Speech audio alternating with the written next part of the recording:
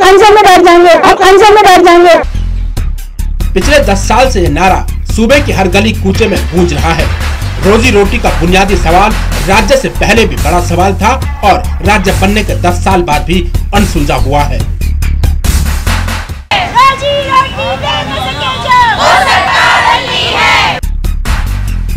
चुनावी साल में सरकार की खिलाफत करती ये वो महिलाएं हैं जिनको ताकतवर बनाने के लिए केंद्र सरकार भी योजनाएं बनाती है और राज्य सरकार भी। ये बात दूसरी है कि ये वो महिलाएं हैं जो सूबे के समाज कल्याण विभाग की योजनाओं को साकार करने की जिम्मेदारी उठाए हुए हैं। गांव में महिलाओं के बुनियादी स्वास्थ्य और नौनिहालों के तालीम की जिम्मेदारी उठाने वाली आंगनबाड़ी कार्यकर्ताओं की गिनी चुनी मांगे हैं।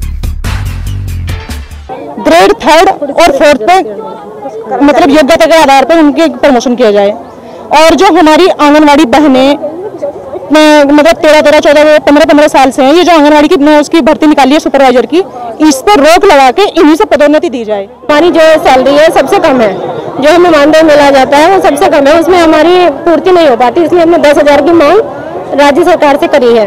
दूसरी मांग ये हमारे यहाँ भवन निर्माण नहीं है, केंद्र किसी के घर में किसी के यहाँ किराए पर इस तरह से चलाए जाते हैं। उसके बाद हम ये चाहते हैं कि हमारी आंगनबाड़ी और जो सहायिकाएं हैं वो 3rd और 4th ग्रेड में ली जाए। जितना हमारा काम है उसके अनुसार हमें मानदेय बिल्कुल नहीं दिया जा रहा है और हमसे सरकार तरह तरह के काम कराई जाती है, कभी पशु गणना, कभी बाल गणना, कभी जनगणना, कभी आदमियों की जनगणना, यानी कि बाल गणना, हर चीज की गणना हर अधिकारी हमसे अपना रिकॉर्ड लेता है। सारे रिकॉर्ड हमसे होते हुए तभी हमारा मानदेय नहीं हो सकता क्या?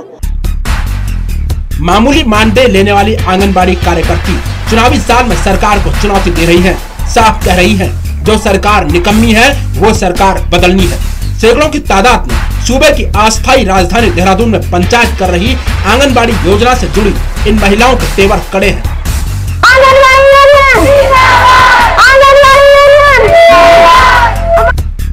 सियासी समर्थन से उनके आंदोलन को नई दिशा भी मिल सकती है। ऐसे में सवाल उठता है जिन गरीब परिवारों की ये महिलाएं आज सड़कों पर उतरी हुई हैं, उनके परिवार के सदस्यों पर क्या बीत रही होगी। सरकार से बगावत कर रही इन आंगनबाड़ी कार्यकर्ताओं के परिवार में अगर 4 वोटर भी होंगे तो नया चुनाव सत्ता के समीकरण को बदल सकता है। टीवी 24 उत्तराखंड के लिए कैमरामैन विजेंद्र रतूड़ी के साथ अजय दास की रिपोर्ट।